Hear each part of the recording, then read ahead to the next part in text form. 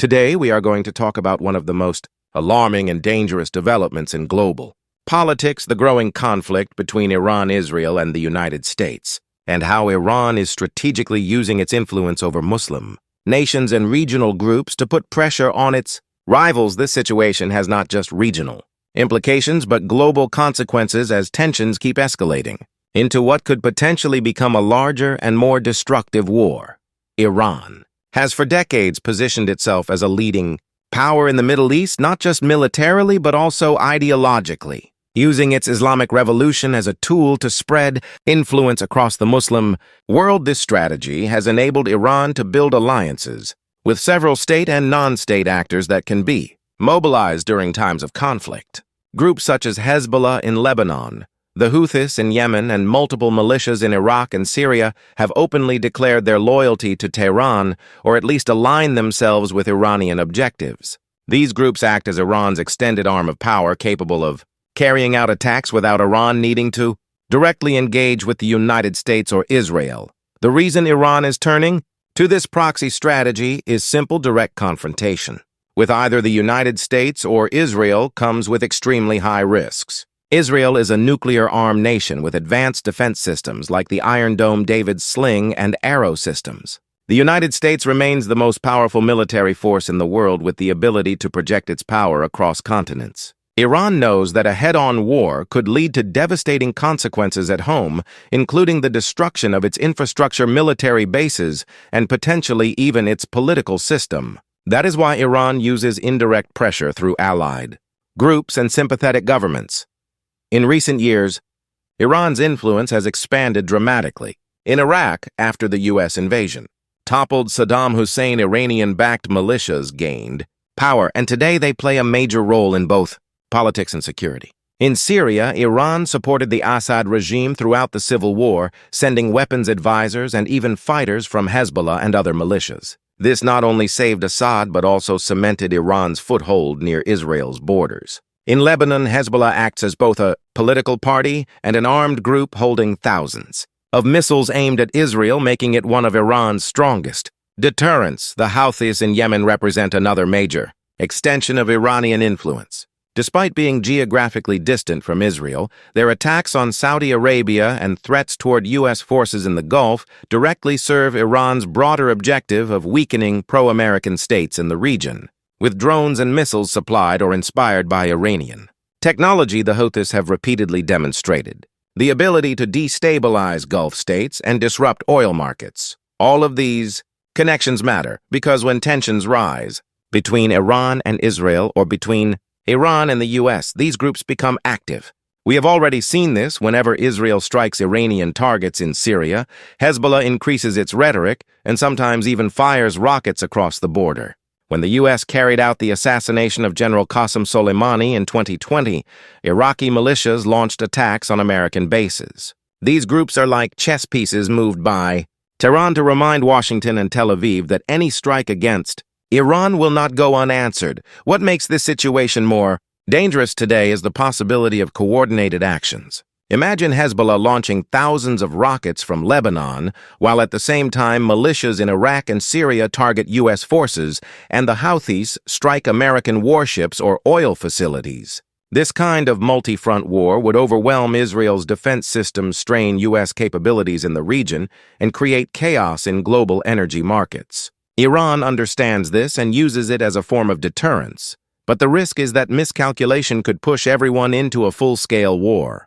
For Israel, the threat from Iran is existential. Israeli leaders have long warned that Iran's nuclear ambitions, combined with its support for armed groups, pose the single greatest danger to their survival. This is why Israel has carried out cyber attacks against Iran's nuclear facilities, sabotage operations inside the country, and targeted killings of Iranian scientists. At the same time, Israel continuously strikes Iranian supply lines in Syria, aiming to stop advanced weapons from reaching Hezbollah. Yet every strike risks retaliation and escalation. The United States finds itself caught between defending Israel, maintaining its alliances in the Gulf, and avoiding another endless war in the Middle East. Washington cannot ignore attacks on its forces, nor can it allow Iran to openly threaten global oil supplies. At the same time, the American public has little appetite for another major war, especially after long conflicts in Iraq and Afghanistan. This puts U.S. policymakers in a difficult position, constantly balancing deterrence with diplomacy. Iran, however, sees the current moment as an opportunity.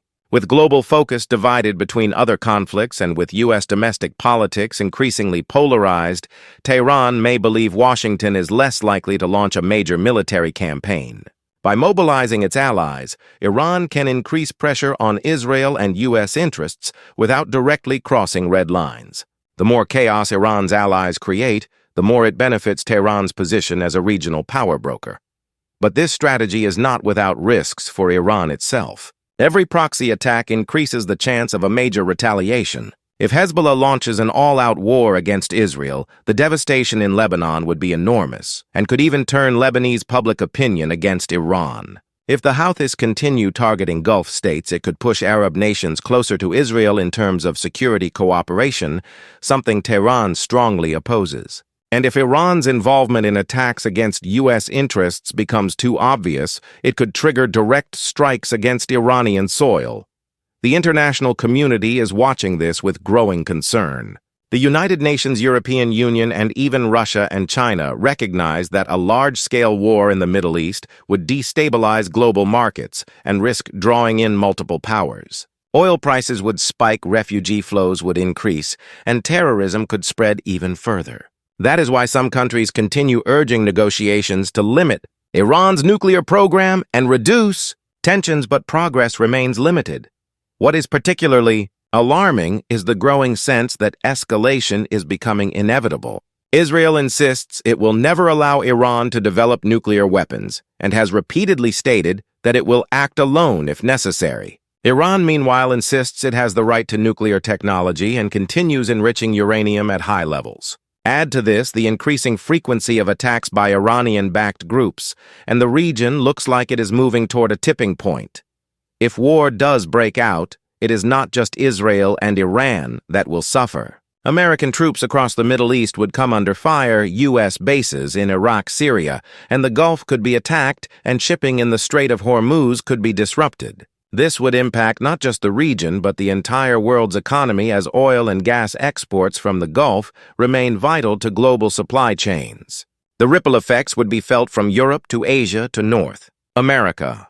Iran's strategy of using Muslim nations and groups to strike its enemies is deeply rooted in its long-term vision of resisting Western dominance and challenging Israel's existence. It frames its actions as part of a wider struggle for the Muslim world, portraying itself as the defender of oppressed Muslims, whether in Palestine, Lebanon, Yemen, or Iraq. This message resonates with some populations, giving Iran a degree of legitimacy even outside its borders. However, many Muslim nations also distrust Iran, fearing its influence and sectarian ambitions. This tension makes the region even more fragile. At the same time, technology is changing the battlefield. Drones, cyber warfare, precision missiles, and underground tunnels have become tools of modern conflict. Iran and its allies have invested heavily in these methods, making them harder to detect and defend against. Israel and the U.S. may have advanced systems, but no defense is perfect, and in a prolonged conflict, the chances of catastrophic strikes increase. The world now faces a situation where any small spark could ignite a larger fire. A drone attack on a U.S. base, a rocket barrage from Lebanon, or a miscalculated airstrike in Syria could escalate into a chain reaction of retaliation. Once such a cycle begins, it becomes difficult to control, especially when multiple groups are involved and communication breaks down. This is why analysts describe the Iran-Israel conflict as a shadow war already ongoing beneath the surface. Cyber attacks, assassinations, covert operations, and proxy battles have been happening for years. What is changing now is the intensity and the possibility that this shadow war could break into the open. In conclusion, the Iran-Israel-US triangle is one of the most dangerous flashpoints in the world today. Iran's reliance on proxies and allied Muslim nations allows it to fight indirectly, but also risks dragging the entire region into chaos. Israel views Iran as an existential threat and will not hesitate to act if it feels its survival is at stake. The United States is caught in the middle trying to deter Iran while avoiding another endless war.